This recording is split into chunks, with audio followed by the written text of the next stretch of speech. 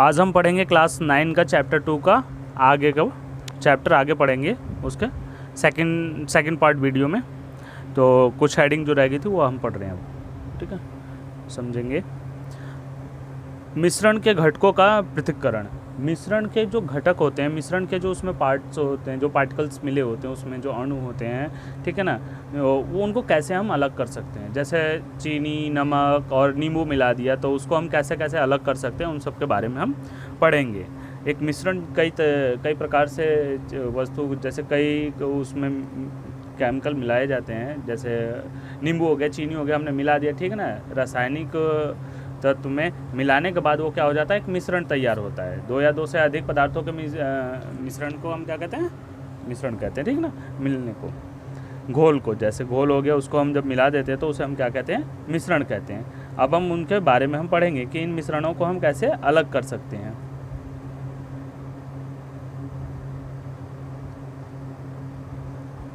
हम पढ़ चुके हैं कि प्रायः प्राकृतिक पदार्थ रासायनिक तौर पर शुद्ध नहीं होते। जैसा कि हमने अभी लास्ट में पीछे पढ़ा था कि रासायनिक पदार्थ क्या होते हैं, वो शुद्ध नहीं होते हैं।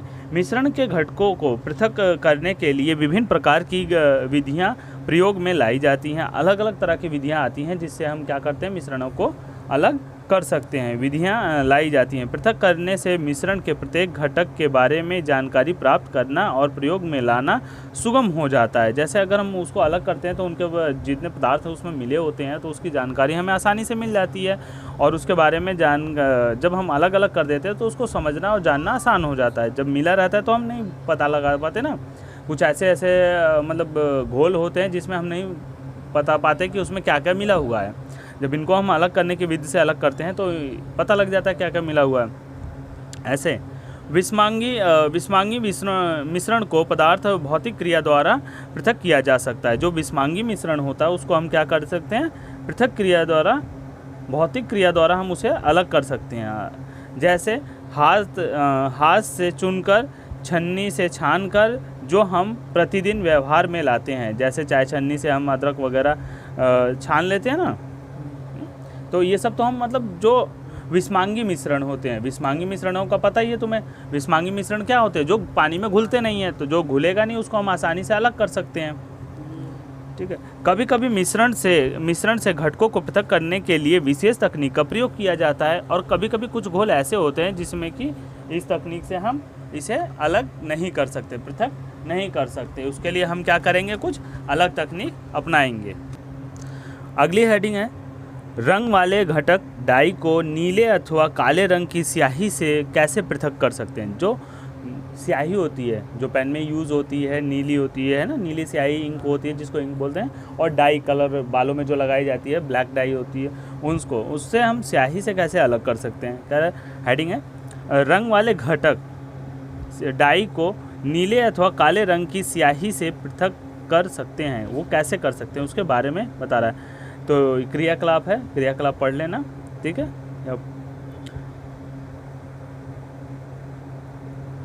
क्रियाकलाप में पूरा तरीका दे रखा है, चलो एक बार देख लेते हैं। आधा बीकर जल लें, बीकर के मुख पर वॉच ग्लास लगाएं। एक वॉच ग्लास होता है, वॉच ग्लास जैसे देखा है, गोल सा शीशा टाइप का होगा, मोटा सा होता है, ठीक है ना। अंदर थोड़ा बीच में कटोरी, हल्का सा राउंड में शेप में होता है। कुछ बूंद स्याही वॉच ग्लास पर डाल दें, और थोड़ी सी बूंद की स्याही क्या करें, वॉच ग्लास पर डाल दें। अब बीकर को गर्म करना शुरू करें, और बीकर को गर्म करें धीरे धीरे। हम स्याही को प्रत्यक्ष रूप से गर्म नहीं कर सकते, डायरेक्ट हम स्याही को गर्म नहीं कर सकते, इसलिए उस पर वॉच ग्लास पे रख के हम उसको बीकर को गर्म करेंगे। आप देखेंगे कि वॉच ग्लास से वाष्पीकरण हो रहा है। जो वॉच ग्लास से धीरे धीरे जो पानी का अंश होगा वो क्या होगा, उसमें से उड़ना, हीट होने के बाद पानी क्या करता है, उड़ना, वाष्प बनता है, उड़ना शुरू कर देता है, तो वैसे वो भी उड़ना शुरू कर देगा। वाष्पीकरण होने तक गर्म करना जारी रखते हैं, जब तक मतलब वो पूरा उड़ नहीं जाता, जब तक वाष्प उस पे से भाप बन के निकल रहा है, तब तक हम क्या करेंगे, उसको गर्म करते रहेंगे जब तक पूरा उड़ ना जाए।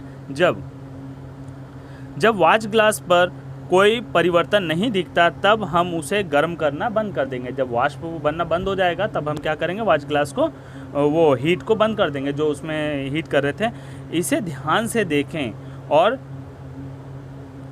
देखें और प्रेक्षित करें, मतलब उसको चेक करें, उसको देखें, निरीक्षण करें कि क्या हो रहा है। वाष्प बन के उड़ गया, देख रहे हो यहाँ पे वाष्प बन के ये उड़ रहा है। फिर उसके बाद स्याही ये रखी हुई है, हमने नीली स्याही डाली थी। वॉच ग्लास ये गोल कटोरी टाइप का है शीशा, बीकर ये हो गया जले। इस तरह से हम इसका एक्सपेरिमेंट कर सकते हैं।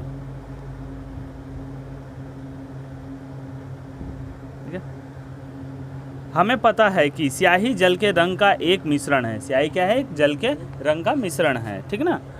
इस तरह से हम विलायक से विलय पदार्थ को वाष्पीकरण की विधि द्वारा पृथक कर सकते हैं। कह रहा है कि जो हम विलायक है, विलायक को वाष्पीकरण विधि से हम क्या विलय से क्या कर सकते हैं? अलग कर सकते हैं। विलायक से विलय को विलय पदार्थ को वाष्पीकरण विधि द्वारा पृथक कर सकते हैं। जैसा हमने पढ़ा है कि विलायक किसे कहते हैं और विलय किसे कहते हैं, तो इससे समझ में आता है। आगे हम पढ़ते हैं। नेक्स्ट रीडिंग हमारी है दूध से क्रीम को कैसे पृथक कर सकते हैं। जैसा कि अब दूध से क्रीम देखा ही है, दूध हम गर्म करके रख देते हैं। एक तो ये तरीका, दूध गर्म करके रख देते हैं, तब उसमें से क्या होती है? मलाई अलग आ जाती है, क्रीम ऊपर जम जाती है, मलाई जम जाती है। लेकिन जो बाज़ारों में क्रीम मिलती है उसको हम कैसे दूध से निकालते हैं? कच्चे दूध से कैसे निकालते हैं बिना गर्म किए, उसके बारे में यहाँ पे पढ़ेंगे। आजकल बाज़ार में हम संपूर्ण full cream, tone, double tone प्रकार के दूध पॉली पैक अथवा ट्रेट्रा पैक में पाते हैं। जैसे दुकानों पे जाते हो, एक कभी मांगते हो ना, कभी जाओगे टोन दे दो, ठीक है ना, टोन लेके आओगे दूध, और या तो फुल क्रीम आता है या डबल फुल क्रीम आने लगा है आजकल।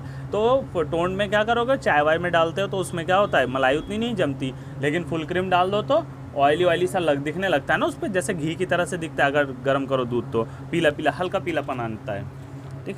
तो इनमें दूध के इन प्रकारों में भिन्न मात्रा में वसा होती है। वसा मतलब वो क्रीम जो जमी होती है, उसमें तेल का अंश होता है। अब इसको हम किस विधि द्वारा अलग कर सकते हैं, तो उसके बारे में दे रखा है। चलो यहीं से पढ़ते हैं। क्रियाकलाप दे रखा है। एक परख नली में थोड़ी मात्रा में संपूर्ण क्रीम युक्त दूध लें। क्रियाकलाप में दिया हुआ है कि थोड़ा सा हम क्या करेंगे, उसमें फुल क्रीम वाला जो दूध है उसको डालेंगे एक परख नली में, जो कांच का होता है ना, उसमें हम थोड़ा सा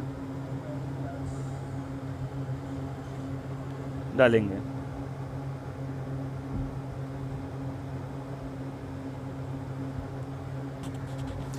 अपकेंद्रिक यंत्र से इसे 2 मिनट तक अपकेंद्रित करेंगे। अगर स्कूल में यह यंत्र उपलब्ध नहीं है तो यह प्रयोग आप घर पर रसोई में प्रयोग होने वाली मथनी या मिक्सी से कर सकते हैं। मथनी मतलब जानते ही हो, लस्सी बनाने वाला, जो हाथ में ऐसे लकड़ी का आता है, डाल के ऐसे दूध में डाल के करते हैं ना, दही वगैरह में लस्सी बनाते हैं, ठीक, उसे मथनी बोलते हैं। या नहीं, अगर वो भी नहीं है तो मिक्सी में कर दो, जूसर में, वो मिक्स ग्राइंडर जो होता है उसमें डालो, और उसके बाद वो घुमाता रहेगा और क्रीम ऊपर आती रहेगी।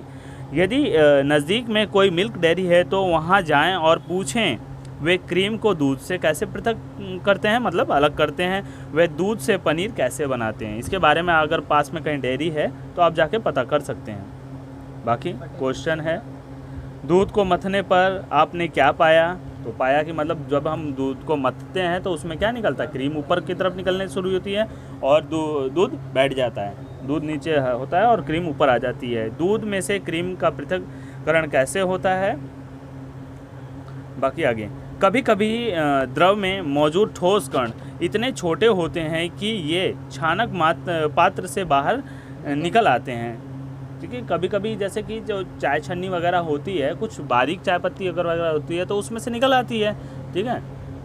तो उसको हम अलग करने के लिए भी अलग अलग विधि से करते हैं। इन कणों को पृथक करने के लिए हम छानन विधि का प्रयोग नहीं किया जा सकता है। इसमें क्या है कि छानन विधि का प्रयोग नहीं किया जा सकता। ऐसे मिश्रणों को अपकेंद्रण के द्वारा पृथक किया जाता है, और जो ऐसे मिश्रण हैं उनको हम किस विधि द्वारा करते हैं? अपकेंद्रण विधि द्वारा। इसको अंडरलाइन करना।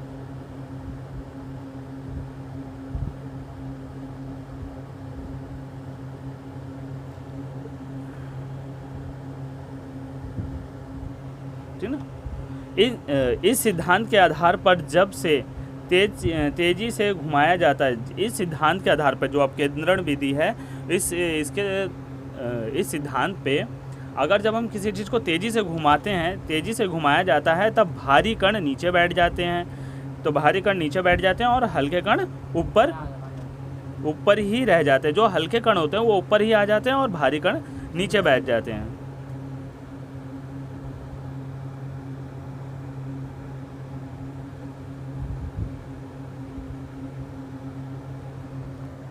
ठीक है ना, यहाँ से हाईलाइट कर लेते हैं। मिश्रणों को अपकेंद्रण के द्वारा पृथक किया जाता है। इस सिद्धांत के आधार पर जब इसे तेजी से घुमाया जाता है तब भारी कण नीचे बैठ जाते हैं और हल्के कण ऊपर ही रह जाते हैं। तो इस विधि को हम क्या कहते हैं? अपकेंद्रण विधि। अब इसके प्रयोग कहाँ कहाँ होते हैं, ये भी इम्पोर्टेंट है। अपकेंद्रण विधि किस किस चीज़ में यूज़ होती है? जैसे जांच प्रयोगशाला में रक्त और मूत्र की जांच, जहाँ पे ब्लड टेस्ट होते हैं वहाँ पे भी यही विधि प्रयोग की जाती है। ठीक है।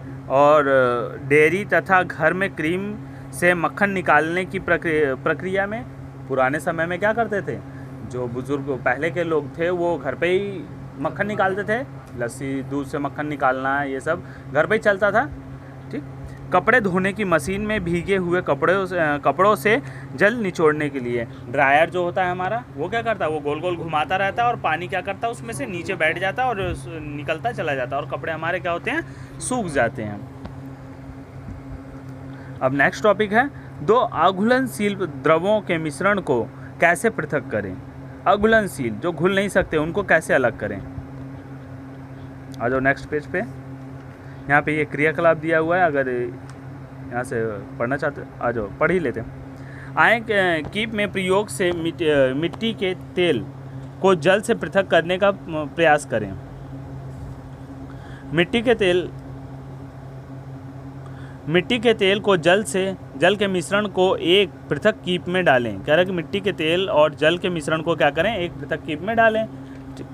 कुछ देर तक इसे शांत छोड़ दें ताकि जल तथा तेल की पृथक परत तैयार हो जाए। थोड़ी देर क्या करो, उसे डालने के बाद शांत छोड़ दो, जिससे तेल और पानी अलग एक लेयर उसकी एक अलग अलग परत बन जाए। पृथक्करण कीप के स्टॉप कॉर्क को खोलिए और सावधानीपूर्वक नीचे वाले जल की परत को निकाल लें। और जब उसको हम खोलेंगे तो वो क्या करेगा? नीचे धीरे धीरे पानी निकल जाएगा और तेल ऊपर आ जाएगा। जैसे ही तेल नीचे पहुँचे स्टॉप कॉर्क को बंद कर दे। इस तरह देखो, ठीक है ना। यहाँ नीचे पानी आ गया और तेल क्या होता है? पानी पे तैरता है। पानी में तेल मिक्स नहीं होता, वो अलग होता है। और पानी नीचे बैठ जाएगा, तेल ऊपर हो जाता है। और इसको नीचे से खोल देंगे तो क्या करेंगे? पानी ऐसे निकल जाएगा। ऐसा सिस्टम कहाँ यूज़ किया जाता है? कभी ध्यान है?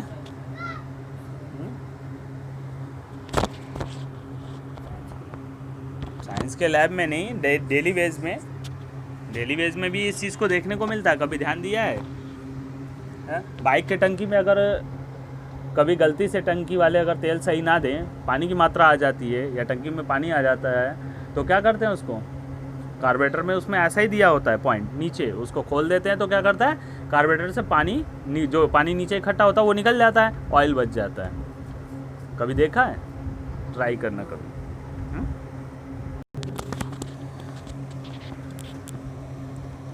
तो इस तरह से क्या करते हैं? हम मिट्टी के तेल को हम अलग कर लेते हैं पानी से। ठीक है ना। अब आगे चलते हैं। इसके प्रयोग कहाँ कहाँ होते हैं इन विधियों के? तेल तथा जल के अघुलनशील मिश्रण को पृथक करने के लिए, पानी और जल जहाँ पे घुलते नहीं है वहाँ इन मिश्रणों को अलग करने के लिए। धातु शोधन के दौरान लोहे को पृथक करने के लिए, धातु जब शुद्ध की जाती है तो उसमें से लोहे को अलग करने के लिए। इस विधि के द्वारा हल्के स्लैग धातुमल को ऊपर से हटा लिया जाता है। जो हल्का धातुमल होता है ऊपर से हटा लिया जाता है तथा भट्टी की निचली सतह पर पिघला हुआ लोहा शेष रह जाता है। और जो उसकी निचली सतह पर होता है वो लोहा बैठ जाता है और उसको अलग कर लिया जाता है। इससे क्या होता है कि लोहा अलग हो जाता है। इस सिद्धांत के अनुसार आपस में नहीं मिलने वाले द्रव अपने घनत्व के अनुसार विभिन्न परतों में पृथक हो जाते हैं। उनका जैसा घनत्व होता है वो अलग अलग परतों में अलग हो जाते हैं। आगे नेक्स्ट टॉपिक है, नमक तथा कपूर के मिश्रण को कैसे पृथक किया जाए, मतलब अलग कर सकते हैं। नमक और कपूर को कैसे अलग करते हैं? कभी सोचा है? अब इसमें हम पढ़ते हैं। पिछले अध्याय में हमने पढ़ा है कि कपूर को गर्म करने पर वह ठोस अवस्था से सीधे गैस अवस्था में बदल जाती है। कपूर क्या है? सीधे ठोस अवस्था से गैस अवस्था में परिवर्तित हो जाता है। इस प्रकार उन मिश्रणों जिसमें ऊर्ध्वापतित हो सकने वाला अवयव हो को ऊर्ध्वपाती न होने योग्य अशुद्धियों से पृथक करने के लिए ऊर्ध्वपतन की प्रक्रिया का प्रयोग करते हैं। ठीक है ना। ऐसे जैसे कपूर वगैरह को अलग करने के लिए हम और कपूर जैसे जो और मिश्रण हैं उनको अलग करने के लिए हम ऊर्ध्वपतन विधि द्वारा अलग कर सकते हैं। ठीक है, प्रयोग किया जाता है। अमोनियम क्लोराइड, नैफ्थलीन और एंथ्रासीन इत्यादि ऊर्ध्वपतित होने योग्य ठोस पदार्थ के कुछ उदाहरण हैं।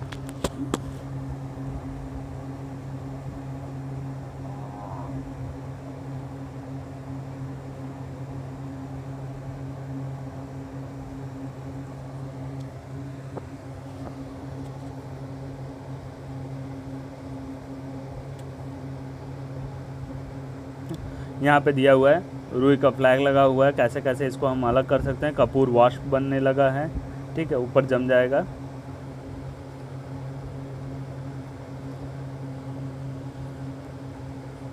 क्या काली स्याही में डाई एक ही रंग है? काली स्याही जो होती है वो और डाई एक ही रंग के हैं?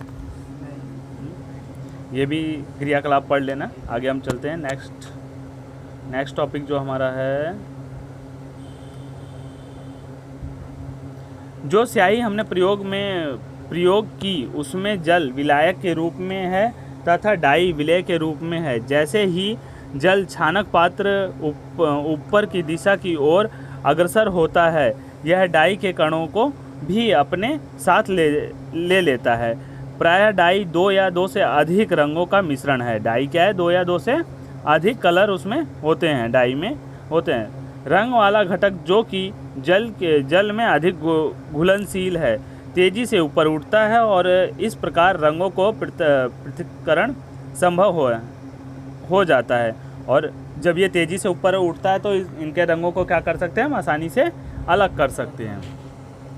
मिश्रण से घटकों को पृथक करने की इस विधि को क्रोमटोग्राफी कहते हैं। मिश्रण से जो इस विधि को जैसे हम कलर अलग करते हैं, इसको क्या कहते हैं? हम क्रोमटोग्राफी कहते हैं। ग्रीक में क्रोमा का अर्थ रंग होता है। ग्रीक में जो क्या होता है? क्रोमा का अर्थ रंग होता है। ग्रीक वर्ड में क्या कहते हैं? क्रोमा को कलर कहते हैं।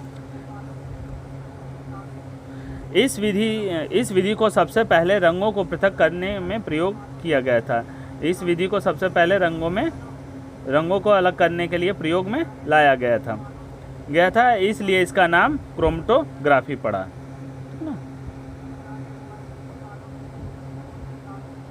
इसलिए इसका नाम क्या पड़ा? क्रोमटोग्राफी। ये याद रखना, छोटे छोटे पॉइंट हैं, आते हैं क्वेश्चन कभी कभी।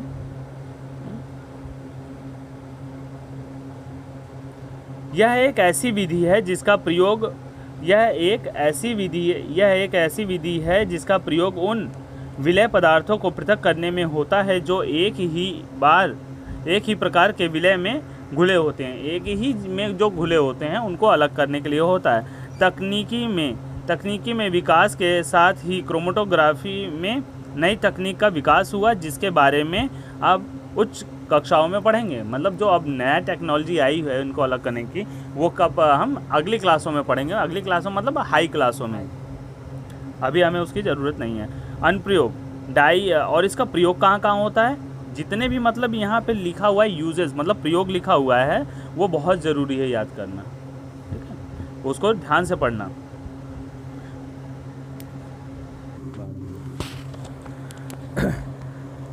डाई के रंगों को पृथक करने में, प्राकृतिक रंगों से पिगमेंट को पृथक करने में और रक्त से नशीले पदार्थ ड्रग्स को पृथक करने में प्रयोग किया जाता है। ठीक है ना।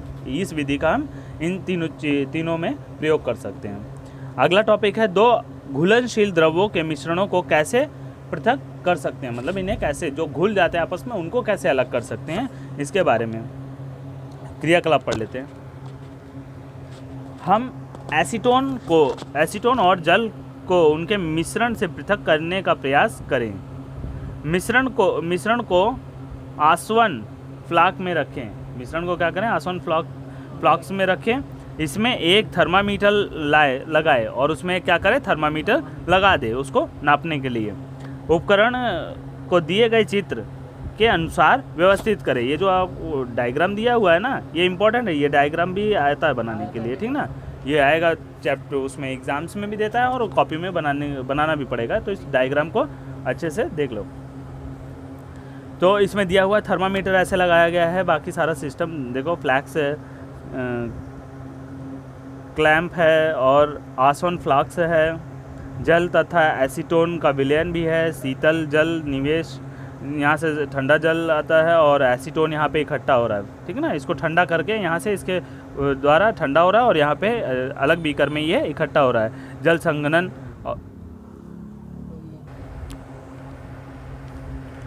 अब आगे बढ़ते हैं। मिश्रण को धीरे धीरे गर्म करें और सावधानीपूर्वक थर्मामीटर का अवलोकन करें। एसीटोन वाष्पीकृत होता है तथा संघनित होकर संघनक द्वारा बाहर निकलने पर इसे बर्तन में एकत्रित किया जा सकता है। जैसे वो बाहर निकलता है तो उसे हम क्या कर सकते हैं? दूसरे बीकर में इकट्ठा कर सकते हैं। जल आसवन फ्लास्क में शेष रह जाता है और पानी क्या होता है? फ्लास्क में बच जाता है, बाकी वो अलग निकल जाता है। आगे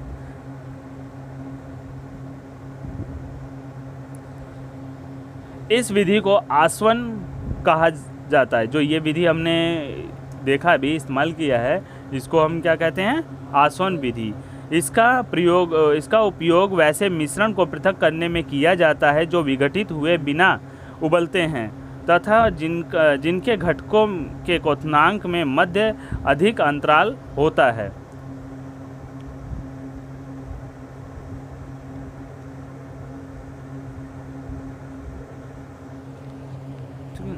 क्वथनांक तो पता है। अब इनमें जो मिश्रण होते हैं उनके क्वथनांक अलग अलग होते हैं। जैसे किसी का उबलने का तापमान अलग होता है, ठीक है ना, दूसरे का अलग होता है। तो पहले जो उबल जाता है वो बाहर हो जाता है और दूसरे का जो ज़्यादा होता है तापमान, हीट उसकी उबलने की ज़्यादा होती है, ज़्यादा टेम्परेचर पर उबलेगा तो वो रुका रहता है।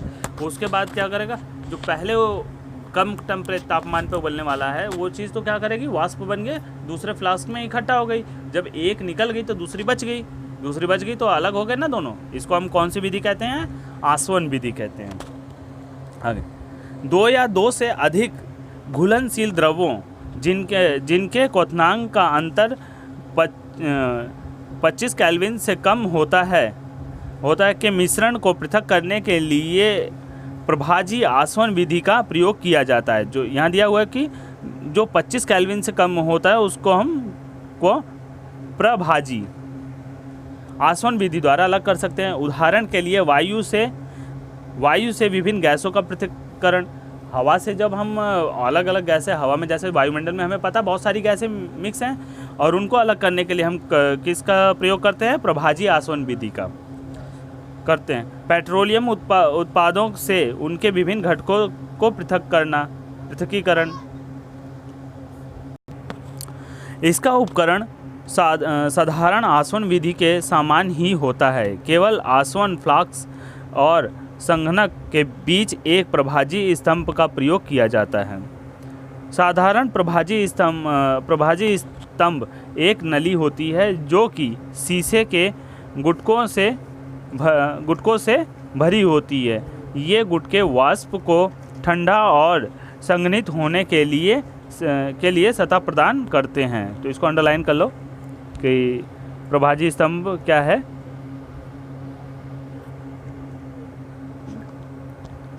जैसा कि आगे इधर दिया हुआ है डायग्राम में, यहाँ देखो ये डायग्राम में दिया हुआ है सारा, ठीक है ना। प्रभाजी आसवन विधि ये दे रखी है। ये दोनों विधियाँ, आसवन विधि और प्रभाजी आसवन विधि दोनों ही क्या हैं? इम्पोर्टेंट हैं। आगे नेक्स्ट टॉपिक है वायु से गैसों को कैसे प्राप्त कर सकते हैं। अब हवा से हम और गैसों को कैसे प्राप्त कर सकते हैं। वायु एक समांगी मिश्रण है। वायु क्या है? एक समांगी मिश्रण है तथा इसके घटकों को प्रभाजी आसवन द्वारा पृथक किया जा सकता है। इसको हाईलाइट कर लो।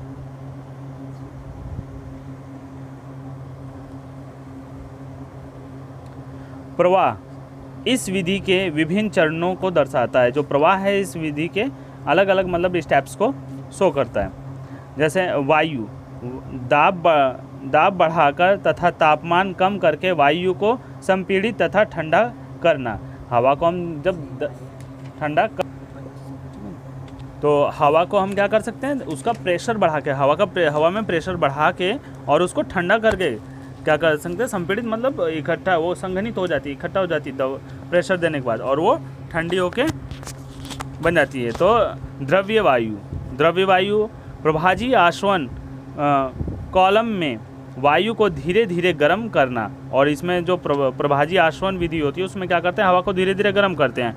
फिर विभिन्न ऊंचाइयों पर गैसों का पृथक्करण, और अलग अलग स्टेप पे इसका क्या होता है, इसे अलग कर लिया जाता है। जैसे यहाँ पे दिया हुआ है, सारणी में देख सकते हैं कॉलम में, ठीक है ना।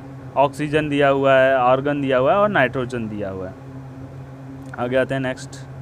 यहाँ पे ये भी इम्पोर्टेंट डायग्राम है, इसकी भी प्रैक्टिस कर लेना। आगे, यदि हम वायु से ऑक्सीजन गैस को प्राप्त करना चाहते हैं तो हम वायु में उपस्थित दूसरी गैसों को पृथक करना होगा। वायु में जो और गैसें हैं, अगर हम ऑक्सीजन प्राप्त करते हैं तो उन्हें भी अलग करना पड़ेगा। द्रव वायु प्राप्त करने के लिए पहले वायु पर दबाव बढ़ाया जाता है। जो उसमें से द्रव प्राप्त करते हैं लिक्विड, तो क्या करते हैं, पहले उस पर प्रेशर बढ़ाया जाता है और उसके बाद और फिर ताप को घटाकर उसे ठंडा कर संपीड़ित किया जाता है। इस द्रवित गैस को प्रभाजी आश्वन स्तंभ में धीरे धीरे गर्म किया जाता है, जहां सभी गैसें विभिन्न ऊंचाइयों पर अपने क्वथनांक के अनुसार पृथक हो जाती हैं। जो अलग अलग स्टेप पे क्या करती हैं, उनका जैसे जैसे हीट टेम्परेचर होता है वो उसी पे अलग हो जाती हैं, जैसा इस डायग्राम में दिया हुआ है 2.12, ठीक है ना, ये दिया हुआ है। अब ये कुछ क्वेश्चन निम्नलिखित के उत्तर दें। ये क्वेश्चन है कैसे कैसे होता है, इनके बारे में करें। नेक्स्ट टॉपिक हमारा आ रहा है, किसी अशुद्ध नमूने में से शुद्ध कॉपर सल्फेट कैसे प्राप्त करें। अब कह रहा है किसी मतलब एक दिया है, उसमें से क्या करते हैं कि अशुद्ध नमूने मतलब जो प्योर नहीं है, उसमें से क्या करते हैं हम कॉपर सल्फेट अलग करते हैं। क्रियाकलाप 2.9 में देखते हैं, एक चीनी मिट्टी की प्याली में लगभग 5 ग्राम अशुद्ध कॉपर सल्फेट लें, जल की न्यूनतम मात्रा में इसे घोल दें, और जल की कम से कम मात्रा में इसे क्या करें, घोल दें। अशुद्धियों को छान लें और संतृप्त विलयन प्राप्त करने के लिए जल को कॉपर सल्फेट के घोल में से वाष्पीकृत करें और उसको क्या करें, वाष्प कर दें, और वो क्या होगा, अलग हो जाएगा, जिसमें से कॉपर छन जाएगा। ये डायग्राम दे रखा है, ये तो जल्दी पूछता नहीं, खैर कभी कभी आ जाता है, इसकी भी प्रैक्टिस कर लेना, ठीक है ना। डायग्राम सारे इंपॉर्टेंट हैं। विलयन को छानकर पात्र में ढक दें तथा कमरे के तापमान पर इसे दिन भर ठंडा होने के लिए शांत छोड़ दें। आप कॉपर सल्फेट के क्रिस्टलों को चीनी मिट्टी की प्याली में प्राप्त करेंगे। इस प्रक्रम को क्रिस्टलीकरण कहा जाता है। जो ये हम प्रोसेस करते हैं इसको हम क्या कहते हैं, क्रिस्टलीकरण कहते हैं, ठीक है ना, इम्पॉर्टेंट है ये भी। अब इसके बारे में पढ़ेंगे। क्रिस्टलीकरण विधि का प्रयोग ठोस पदार्थों को शुद्ध करने में किया जाता है। उदाहरण के लिए समुद्री जल से जो नमक हम प्राप्त करते हैं उसमें बहुत सी अशुद्धियाँ हो सकती हैं। इस अशुद्धियों को दूर करने के लिए क्रिस्टलीकरण विधि का प्रयोग किया जाता है। क्रिस्टलीकरण विधि वह विधि है जिसके द्वारा क्रिस्टल के रूप में शुद्ध ठोस को विलयन से पृथक किया जाता है। अंडरलाइन कर लो।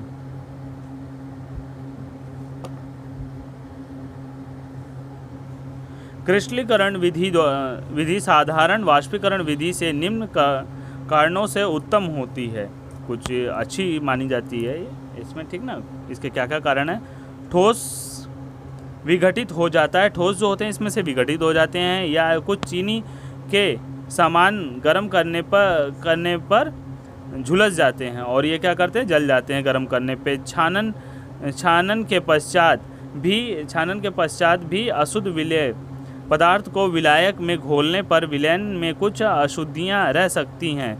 वाष्पीकरण होने पर ये अशुद्धियाँ ठोस को दूषित कर सकती है, और वाष्पीकरण होने पे क्या करती हैं, ठोस को दूषित कर सकती हैं। अब इसके प्रयोग कहाँ कहाँ होते हैं, इम्पोर्टेंट है, ठीक है ना। प्रयोग समुद्री जल द्वारा प्राप्त नमक को शुद्ध करने में, आयोडीन नमक आता है ना, प्योर करके लाते हैं तो उसको शुद्ध करते हैं। अशुद्ध नमूने से फिटकरी को पृथक करने के लिए, तो इन दोनों को अंडरलाइन कर लो। इस प्रकार मिश्रण की प्राकृतिक के अनुसार ऊपर दी गई विधियों में से हम किसी का प्रयोग कर हम शुद्ध पदार्थ प्राप्त कर सकते हैं। तकनीकियों में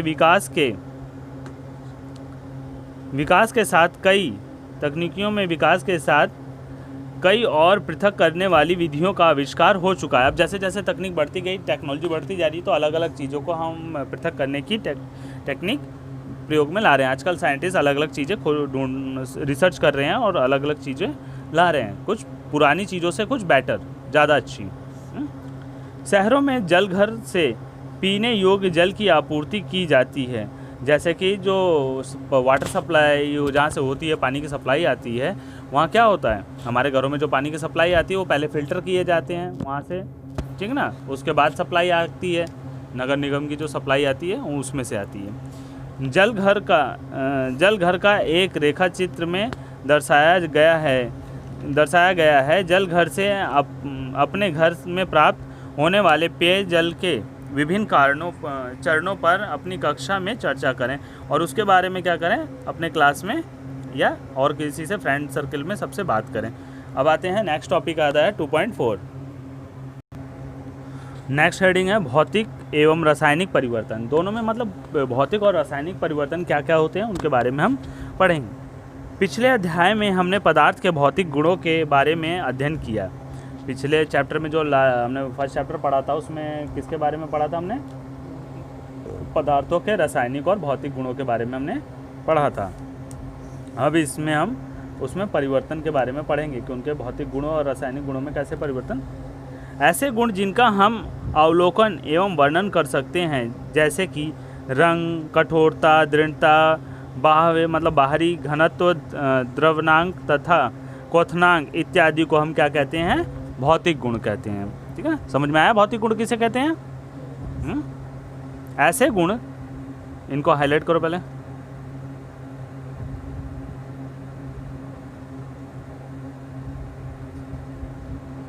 ऐसे गुण जिनका हम अवलोकन एवं वर्णन कर सकते हैं, जिनको हम बता सकते हैं, ठीक है ना, जैसे कि रंग, रंग हो गया, उसका कलर हम देख के बता सकते हैं, ठीक है ना, और कठोरता, उसकी हार्डनेस, दृढ़ता बाहर से, और घनत्व, द्रवनांक तथा क्वथनांक इत्यादि भौतिक गुण में आते हैं। ये सारे क्या हैं, भौतिक गुण हैं, ठीक ना, इनको हाईलाइट कर लेते हैं। अवस्थाओं का अंतर रूपांतरण एक भौतिक परिवर्तन है, क्योंकि ये परिवर्तन पदार्थों के संगठन में बिना परिवर्तन किए होता है। मतलब ये उसके संगठनों में जो उसके अंदरूनी चीज़, उसके जो केमिकल रासायनिक चीज़ है, उसके जो पदार्थ हैं उनमें परिवर्तन नहीं करता, इसके आकार में परिवर्तन कर देता है, ठीक है ना, छोटे बड़े हो जाते हैं जैसा, और जैसे बड़े टुकड़ों को कर दिया, तोड़ के हमने छोटा कर दिया, लेकिन उसके जो रासायनिक गुण है तो वो तो उतने ही रहेंगे ना। अब जैसे चीनी का चाहे छोटा टुकड़ा हो चाहे बड़ा टुकड़ा हो, मीठा तो तब भी होगा, ठीक उसी तरह। क्योंकि ये परिवर्तन पदार्थ के संगठन के बिना परिवर्तन किए होते हैं और इनकी रासायनिक प्राकृतिक में भी कोई परिवर्तन नहीं होता है। जैसा कि देखा जा रहा है कि रासायनिक उसमें परिवर्तन कुछ भी नहीं होता। यद्यपि बर्फ, जल और वाष्प अलग अलग दिखते हैं और ये भिन्न भिन्न भौतिक गुणों को दर्शाते हैं, लेकिन ये रासायनिक रूप से क्या है, समान है। पानी क्या है, पानी को हम बर्फ़ बना देते तो क्या होता है, ठोस हो जाता है, ठीक है, तो उसका भौतिक गुण अलग, हार्डनेस आ जाती है ना, और जब वाष्प बन जाता है तो हल्का हो जाता है, तब क्या होता है, उड़ता रहता है वो, और इसका घनत्व तो बढ़ जाता है, जो भारी हो जाती है, भार बढ़ जाता है, वो हल्की हो जाती है गैस बन के। आगे देखते हैं। जल तथा खाना पकाने वाले तेल दोनों द्रव हैं। अब यहाँ पे भी देखो, जो खाना जिसे हम मतलब फ्राई करते हैं वो भी क्या है, द्रव है, वो भी लिक्विड में है, लेकिन इनके रासायनिक गुणधर्म भिन्न भिन्न हैं, उनके गुणधर्म अलग अलग है। अगर तेल को पानी में डाल दिया जाए तो पानी नीचे बैठ जाएगा और तेल ऊपर तैरता आएगा, ठीक ना। इनकी गंध व ज्वलनशीलता में अंतर है, इनकी महक में भी अंतर है। अगर पानी को जलाओ तो खुशबू आती नहीं वैसी कुछ, लेकिन तेल को जलाओ तो अलग से स्मेल आने लगती है। हम जानते हैं कि तेल हवा में जलता है, जबकि जल आग को बुझाता है। तेल क्या है, हवा में जलता है और ये क्या करता है, आग को बुझा देता है। तेल का रासायनिक गुण जल से इसे अलग करता है। जलना एक रासायनिक परिवर्तन है। जलने की प्रक्रिया में एक पदार्थ दूसरे से क्रिया करके अपने रासायनिक संगठन में परिवर्तन लाता है। जब वो जलते हैं तो क्या करते हैं, एक पदार्थ दूसरे पदार्थ में रासायनिक संगठनों में क्या करते हैं, अपना परिवर्तन लाते हैं। जलने की प्रक्रिया में एक पदार्थ दूसरे से क्रिया करके अपने रासायनिक संगठनों में परिवर्तन लाता है। रासायनिक परिवर्तन पदार्थ के रासायनिक गुणधर्मों में परिवर्तन लाता है तथा हम नया पदार्थ पाते हैं। रासायनिक परिवर्तन को रासायनिक प्रतिक्रिया भी कहा जाता है। जो रासायनिक परिवर्तन होते हैं उनको क्या कहते हैं हम, रासायनिक प्रक्रिया, जो है ना। रासायनिक परिवर्तन पदार्थ में रासायनिक गुणधर्मों में परिवर्तन लाता है। यहाँ से हाईलाइट कर दो नीचे तक, ठीक ना, समझ में आ रहा है ना। मोमबत्ती के जलने की प्रक्रिया में भौतिक एवं रासायनिक दोनों परिवर्तन होते हैं। क्या आप इनकी पहचान कर सकते हैं? जो मोमबत्ती जलती है उसमें भौतिक और रासायनिक दोनों परिवर्तन होते हैं, तो क्या हम इसको बता सकते हैं? दोनों इसमें क्रियाएं होती हैं। कैसे बता पाएंगे, बताओ।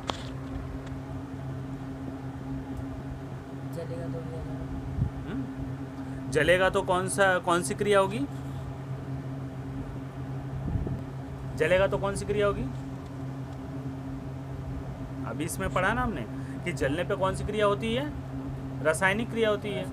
लेकिन जब उसका आकार बदल जाएगा, मोमबत्ती जब मोम पिघलने लगेगी और वो पिघल के क्या होगी, उसके आकार में परिवर्तन आ जाएगा। पहले मोमबत्ती स्टैंड से खड़ी होती है ना, ठीक है ना, और वो जब जलती है तो पिघल के क्या होती है, फैलने शुरू हो जाती है। अगर उसको हम एक कटोरी में रखेंगे तो कटोरी के शेप में आ जाएगी, और तो इसमें क्या होगा, उसका भौतिक परिवर्तन हो जाएगा ना।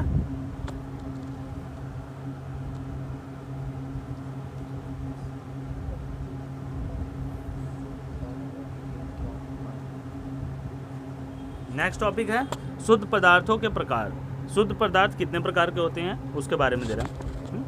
पदार्थों को उनके रासायनिक संगठन के आधार पर तत्वों या यौगिकों में वर्गीकृत किया जाता है। उनके मतलब उनके आधार पर, उनके बेस पे इन्हें अलग किया जाता है।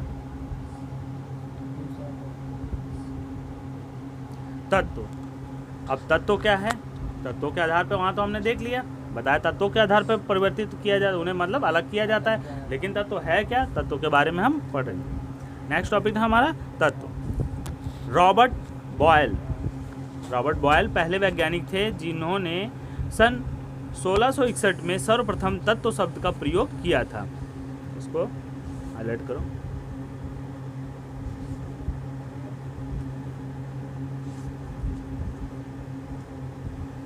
फ्रांस के रसायनज्ञ एंटोनी लॉरेंट लाइवज़िए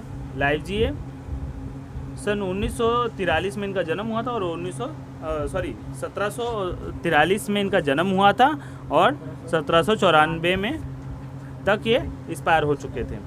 ने सबसे पहले तत्व की परिभाषा को प्रयोग द्वारा प्रतिपादित किया था। उनके अनुसार, जो एंटी लॉरेंट थे, उनके अनुसार क्या है कि तत्व पदार्थ का वह मूल रूप है जिसे रासायनिक प्रतिक्रिया द्वारा अन्य सरल पदार्थों में विभाजित नहीं किया जा सकता। रासायनिक क्रिया द्वारा इसको हम अलग नहीं कर सकते। ये किसके अनुसार है? एंटोनी लॉरेंट, इनकी परिभाषा है, ठीक है। इन्होंने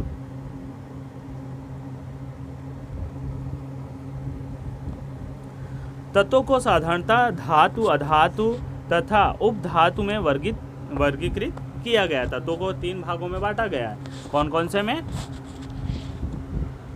में बांटा गया है? धातु, अधातु और उपधातु में वर्गीकृत किया जा सकता है।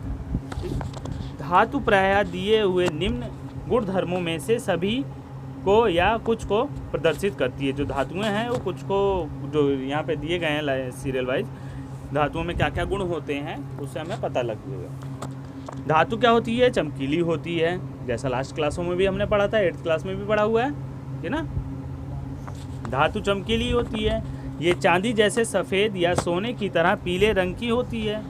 ये ताप तथा विद्युत की सुचालक होती है। हीट और करंट की क्या होती है? ये सुचालक होती है। सुचालक क्या होता है? जिससे सप्लाई हो सके, है ना।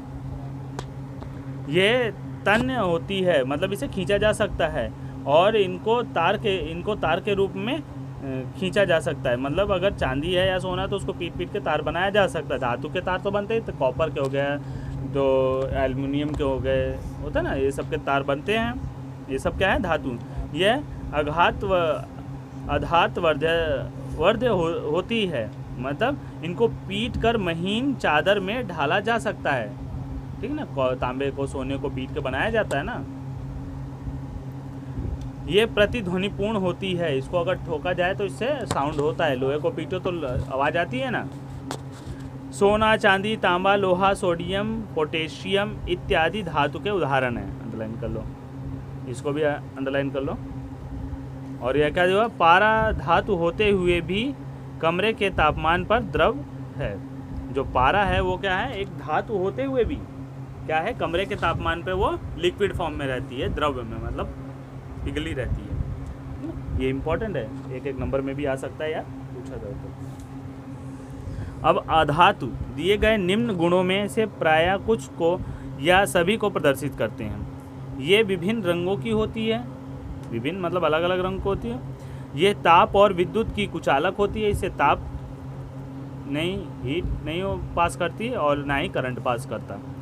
ये चमकीली, प्रतिध्वनिपूर्ण या और आघातवर्ध्य नहीं होती है, इस पे हम चोट नहीं मार सकते, और ना ही ये इससे चोट आवाज़ करने पे, ठोकने पे आवाज़ आएगी। Hydrogen, oxygen, sodium, iodine, carbon, coal, coke, bromine, chlorine इत्यादि अधातु के उदाहरण हैं। कुछ तत्व धातु और अधातु के बीच के गुणों को दर्शाते हैं, जिन्हें उपधातु कहा जाता है, जैसे कि बोरॉन, सिलिकॉन, जर्मेनियम इत्यादि, ठीक है ना। यहाँ पे उपधातु भी दे दिया है, इसको भी अंडरलाइन कर लो।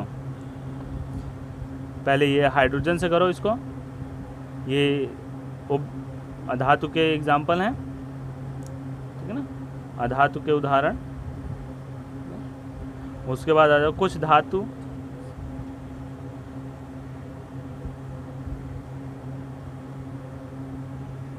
हो गए? आ गया समझ में?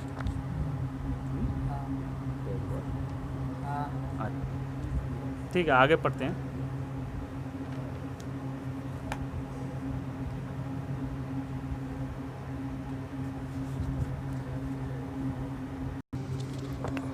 आगे बॉक्स का पढ़ते हैं। बॉक्स में क्या दिया है, थोड़ा सा इम्पोर्टेंस दिया होता है। अभी तक ज्ञात तत्वों की संख्या 100 से अधिक है। अभी तक जो मतलब पीरियोडिक टेबल में जो तत्व हैं उनकी संख्या कितनी है? 100 से ज़्यादा है, ठीक ना। कितने हैं अभी तक? 108, ठीक है ना। उससे भी अब नए नए आ रहे हैं, तो आगे भी हैं, बढ़ भी गए हैं पीरियोडिक टेबल में। लेटेस्ट देखोगे तो उसमें कुछ 1-2 बढ़ा ही होगा। और इनमें से 92 तत्व प्राकृतिक हैं, जबकि शेष मानव निर्मित हैं। जो 92 इसमें दिया हुआ है जो तत्व हैं वो क्या हैं? नेचुरल हैं, प्राकृतिक के हैं। और बाकी उसमें उसके बाद जो 8 तत्व, जो 100 की इसमें दे रहा है, बहुत पहले का दिखा रहा है, तो 100 इसमें जो हैं वो 8 तत्व क्या हैं? मानव निर्मित हैं, मानव ने बनाए, इंसानों ने। अधिकतर तत्व ठोस होते हैं। जो तत्व होते हैं वो क्या होते हैं? ठोस होते हैं। 11 तत्व कमरे के तापमान पर गैस हैं। जो 11 तत्व हैं जो कमरे के तापमान पे क्या है? वो गैस के रूप में परिवर्तित रहते हैं। दो तत्व पारा तथा ब्रोमीन कमरे के तापमान पर द्रव रहते हैं। यहाँ पे इंपॉर्टेंट दिया हुआ है, ठीक है ना। जो बच्चे कहते हैं कि मतलब कि क्वेश्चन बाहर से आए हुए हैं, तो ये बॉक्स छोड़ देते हैं, बॉक्स में दिए गए हैं। गैलीलियम तथा सीजियम तत्व कमरे के तापमान पर 303 केल्विन से कुछ अधिक तापमान पर द्रव अवस्था ले लेते हैं। इनसे थोड़ा सा ज़्यादा ये क्या तापमान बढ़ता है तो ये क्या होता है, द्रव की अवस्था में परिवर्तित हो जाते हैं। इतने तापमान तक ये स्थिर रहते हैं, ठीक ना। आगे चलते हैं यौगिक। अब पढ़ेंगे हम यौगिक क्या होते हैं, यौगिक के बारे में पढ़ेंगे। एक यौगिक वह पदार्थ है जो कि 2 या 2 से अधिक तत्वों के नियत अनुपात में रासायनिक तौर पर संयोजन से बना हुआ है। मतलब एक निश्चित अनुपात से मिलकर बना होता है, उसे हम क्या कहते हैं, यौगिक कहते हैं। इसको भी अंडरलाइन कर लेना, यौगिक की डेफिनेशन दे रखी है। जब दो, नीचे भी दिया हुआ है, जब दो या दो से अधिक तत्व आपस में मिलते हैं तो हम क्या पाते हैं, 2 या 2 से अधिक जब तत्व मिल जाते हैं तो क्या पाते हैं। यहाँ पे क्रियाकलाप दिया हुआ है, इसको भी पढ़ ही लो, आ जाओ। कक्षा को 2 समूहों में विभक्त करें, मतलब अलग करें। 2 समूहों को 50 ग्राम लोहे का चूर्ण और 3 ग्राम सल्फर एक चीनी मिट्टी की प्याली में दें। समूह 1, लोहे के चूर्ण और सल्फर पाउडर को पीस कर मिलाएं। इनको लोहे के चूर्ण को और उसको क्या करें, पीस करके मिलाना है। दूसरा ग्रुप क्या कर रहा है, समूह लोहे के चूर्ण को सल्फर पाउडर को पीस कर मिलाएं। मिश्रण को तीव्र ताप पर लाल होने तक गर्म करें। जब तक वो लाल ना हो जाए तब तक क्या करें, ही उस पर ताप पर करें। अब ज्वाला को हटा दें, मतलब जो आग हमने लगा रखी है स्टोव वगैरह उसको हटा दें तथा मिश्रण को ठंडा होने दें और उसको उस पर हीटर पर से हटा लें या फिर आग पर से हटा लें। तो उसके बाद क्या करें, धीरे धीरे ठंडा होने दें। ज़्यादातर प्रैक्टिकल लैब में क्या है, स्पिरिट लैम्प का यूज़ होता है, गैस चूल्हे का यूज़ नहीं होता है। कहीं एलपीजी वगैरह सिलेंडर यूज़ करो, ऐसा कुछ नहीं, वहाँ पे सिर्फ स्पिरिट लैम्प वगैरह यूज़ किया जाता है ताकि नुकसान कोई ना हो। प्राप्त सामग्री में चुंबकीय गुण की जांच करें। जो हमें सामग्री प्राप्त हुई उसमें चुंबकीय गुण को जांच करें, कितना उसमें मैग्नेट पावर है। जांच करें कि यह सामग्री चुंबक की ओर आकर्षित होती है कि नहीं। अगर चुंबक की ओर आकर्षित होती है कि नहीं, ये चीज़ जांच करना है। आगे देखते हैं यहाँ इधर।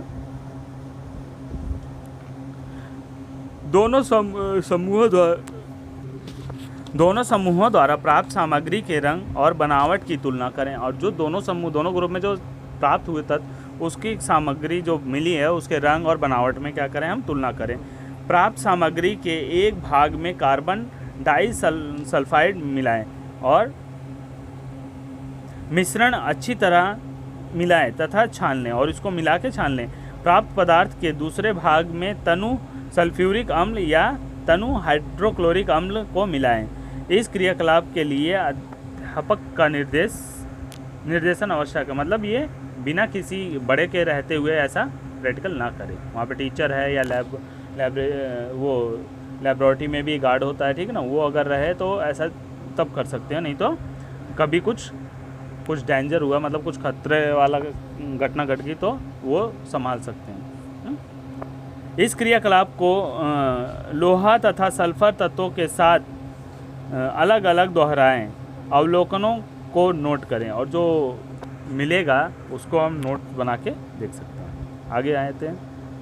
समूह 1 द्वारा प्राप्त गैस हाइड्रोजन है। जो पहले ग्रुप में प्राप्त हुई थी वो कौन सी गैस थी, हाइड्रोजन थी। यह रंगहीन, गंधहीन और ज्वलनशील है, ठीक ना। हाइड्रोजन क्या होती है,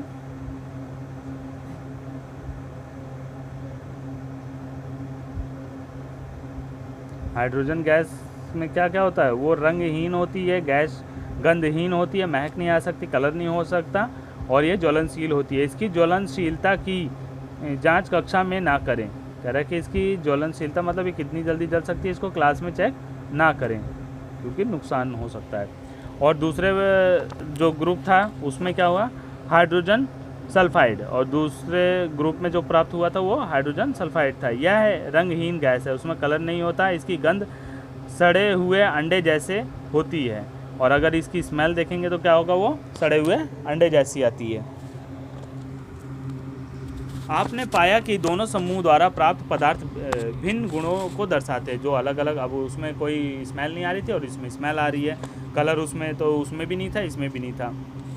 यद्यपि प्रारंभ में दिए गए पदार्थ समान थे, एक समूह समूह एक की क्रिया के फलस्वरूप भौतिक परिवर्तन हुआ, जबकि दूसरे ग्रुप की था, दूसरा समूह था कि क्रिया के फलस्वरूप पदार्थों में रासायनिक परिवर्तन हुआ। एक में क्या हुआ था, जो पहले ग्रुप में क्या हुआ था, भौतिक परिवर्तन आया, और दूसरे में उसको आग पे हीट किया तो क्या हुआ, वो रासायनिक परिवर्तन आ गया। समूह एक द्वारा प्राप्त सामग्री दो पदार्थों का मिश्रण है यदि दिए गए पदार्थ लोहा तथा सल्फर हैं। जो पहले समूह से हमें प्राप्त हुआ तो वो क्या था, लोहा तथा सल्फर था। अब यहाँ पे आता है तुम्हारा दे रखा दोनों में अंतर देखते हैं इधर, ठीक है, दिख रहा है, हाँ ठीक है ना, ये इम्पोर्टेंट है। मिश्रण में क्या होता है, मिश्रण तत्व या यौगिक केवल मिश्रण बनाने के लिए मिलते हैं किंतु किसी नए यौगिक का निर्माण नहीं करते। मिश्रण में क्या होता है, नए यौगिक का निर्माण नहीं करता। जो यौगिक होते हैं तत्व क्रिया करके एक नए यौगिक का निर्माण करते हैं। मिश्रण का संगठन परिवर्तनीय होता है। मिश्रण का संगठन जो होता है परिवर्तनीय होता है। नए पदार्थ का संगठन सदैव स्थायी होता है। जो नया पदार्थ बनता है वो सदैव स्थायी होता है, वो फिर से परिवर्तित नहीं किया जा सकता। मिश्रण उसमें उपस्थित घटकों के गुणधर्मों को दर्शाता है। नए पदार्थ के गुणधर्म पूरी तरह से भिन्न होते हैं। जो जिस चीज़ से मिलकर बनता है नया पदार्थ, तो उसके गुणधर्म अलग ही होते हैं, वो पहले चीज़ों को नहीं शो करता है। घटकों को भौतिक विधियों द्वारा सुगमता से पृथक किया जा सकता है। इनको अगर भौतिक विधियों से यूज़ करें तो ये अलग है। घटकों को केवल रासायनिक या वैद्युत रासायनिक प्रतिक्रिया द्वारा ही पृथक किया जा सकता है। मिश्रण का गुण उन दोनों मिले हुए तत्वों के गुण के समान है। समूह दो द्वारा प्राप्त सामग्री यौगिक है। दोनों तत्वों को तीव्रता से गर्म करने पर हमने यौगिक पाया जिसका गुण मिले हुए तत्वों से पूरी तरह अलग है। यौगिक का गुण क्या होता है, मिले हुए तत्वों से पूरी तरह से अलग होता है। यौगिक का संगठन पूरे पदार्थ के समान है। हम यह भी देख सकते हैं कि यौगिक की बनावट और रंग भी सभी स्थानों पर समान है। इस प्रकार संक्षेप में हम पदार्थ की भौतिक और रासायनिक प्रकृति को निम्न आरेख द्वारा व्यवस्थित कर सकते हैं। हो गया ना, अलग अलग तरीके से हम इसको अलग कर सकते हैं, ठीक ना। यहाँ पे दिया हुआ टेबल बना के दिया हुआ है, शुद्ध पदार्थ है और मिश्रण की उसके बारे में तत्व दिया हुआ है, ये भी पढ़ लेना है, इम्पोर्टेंट है। पदार्थ देखो क्या क्या दे रखा है, चलो एक नज़र इस पर भी लगाते हैं, पढ़ लेते हैं। पदार्थ दिया हुआ है, पदार्थ में क्या क्या है, ठोस, द्रव या गैस। 3 प्रकार के पदार्थ होते हैं जिसमें से एक शुद्ध होता है और एक मिश्रण होता है। तो शुद्ध पदार्थ में क्या क्या आता है, पहले हम शुद्ध में देखते हैं। शुद्ध में 2 तरह के होते हैं, 2 चीज़ होते हैं, एक तत्व होते हैं, यौगिक होते हैं। और तत्व में क्या क्या होता है, सरल पदार्थों में विभक्त नहीं किया जा सकता तत्वों को, और इसे यौगिक को नियत संगठन रासायनिक या वैद्युत रासायनिक क्रिया द्वारा घटक तत्वों में विघटित किया जा सकता है। इसके उदाहरण क्या हैं, कॉपर, ऑक्सीजन, लोहा, हाइड्रोजन, पारा। और यौगिक के एग्जाम्पल क्या हैं, जल, मीथेन, चीनी, नमक आदि। अब हम देखते हैं मिश्रण में क्या कहते हैं, कोई नियत घटक संगठन नहीं है। समांगी मिश्रण और विषमांगी मिश्रण, जैसा हमने पूरे चैप्टर में पढ़ लिया अभी। समान संगठन होता है समांगी मिश्रण का, विषमांगी असमान होता है। इसका संगठन समान होता है और इसका असमान। उदाहरण के समांगी मिश्रण में क्या है, जल में चीनी, जल में नमक, कार्बन डाइसल्फाइड में सल्फर, जल तथा अल्कोहल, पानी में अल्कोहल मिला दिए तो भी क्या होता है, मिक्स हो जाता है। और ये है बालू तथा नमक, चीनी तथा नमक, लकड़ी, रक्त, तेल में जल, ये क्या है, विषमांगी मिश्रण है, ठीक है ना। तो इसी तरह से हमारा अब चैप्टर 2 ख़त्म होता है। बाकी इसके क्वेश्चन आंसर कर लेना, ठीक।